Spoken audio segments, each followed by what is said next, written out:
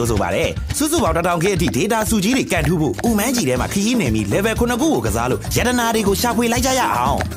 အရင်ဆုံး My Ooredoo app ကိုဖွင့်ပြီး Oomanji game ထဲကိုသွားပါ game ထဲရောက်သွားတဲ့အခါ level တွေကိုမကစားခင် game အကြောင်းရှင်းပြထားတာလေးကိုဖတ်လိုက်အောင်နော် game ရဲ့မြေပုံထဲမှာ level 9ခုကိုလည်းတွေ့နိုင်ပါတယ်ပလဲရေတကွန်တလင်းကြောက်ကန်းကြီးနီလာတက်ပင်ရွှေမြင့်ဝမ်းညပြမီးတော့ကြောက်စိမ့်တောင်နဲ့ခရီးအဆုံးမှာတော့ဗရမ ्या ကူကြီးကိုရောက်ရှိမှာပါဂိမ်းလေးတွေကလှန်ပြီးရွေးချယ်ရတာနဲ့တူရရွေးချယ်ရတဲ့ဂိမ်းမျိုးစားတွေဖြစ်ပြီးအခွင့်အရေးရှိသလောက်စိတ်ကြိုက်ရွေးချယ်နိုင်ပါတယ်ပထမဆုံး level 1ကိုကစားဖို့ level ကိုမဖွင့်ရသေးဘူးဆိုရင်ကြိုက်နေတဲ့ရ package တစ်ခုအရင်ဆုံးဝယ်ယူလိုက်ပါ package ဝယ်ယူပြီး level ပွင့်သွားရင်တော့စတင်ကစားနိုင်ပါပြီ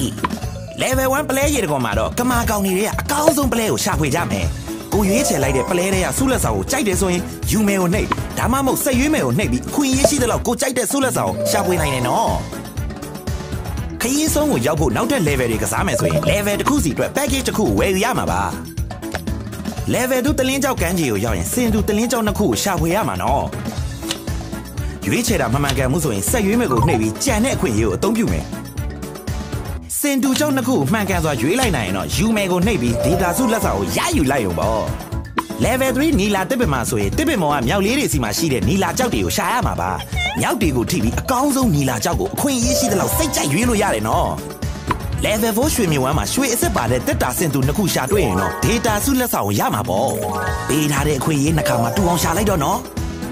level 5မြပြမီးတောင်မှာတော့အကောင်းဆုံးမြပြကြောက်ရှိနေတဲ့တက်တာကရွေရနေမှာတော့မြပြကြောက်ကိုမျက်ခြေမပြတ်ကြည့်လို့တတ်မှတ်ချိန်တွေရှာဖွေလိုက်ပါဦး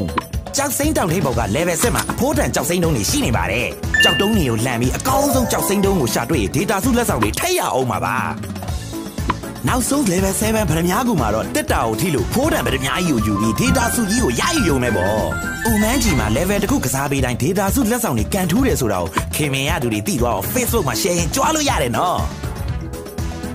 level တိုင်းမှာကိုယ်စိတ်ကြိုက်ရွေးချယ်ပြီးရင် data လက်ဆောင်တွေရရှိမှာပါပေးထားတဲ့အခွင့်အရေးကုန်သွားရင်လည်း data လက်ဆောင်ရရှိအောင်မှာမို့မပူပါနဲ့ Oomanji game ထဲမှာ level တစ်ခုချင်းအတွက်သတ်မှတ်ထားတဲ့အချိန်တွေရှိလို့ data စုလက်ဆောင်တွေမရလိုက်မရှိရလေအောင်သတ်မှတ်ချိန်တွေကစားဖို့မမေ့ပါနဲ့哦နောက်ပြီး level 1ကိုစကစားတဲ့ရက်ကစပြီးသတ်မှတ်ထားတဲ့ရက်အတွင်း level အဆုံးထိကစားရမှာနော် level 9ခုကမတူညီတဲ့ရတနာတွေကို Oomanji ထဲမှာရှာဖွေပြီး data လက်ဆောင်တွေကန်ထူးနိုင်မှာဖြစ်လို့ခိုးပဲ Oomanji ထဲမှာ level 9ခုလုံးကစားပြီးရတနာတွေရှာဖွေလို့စုစုပေါင်း1000 K အထိကန်ထူးလိုက်ပါ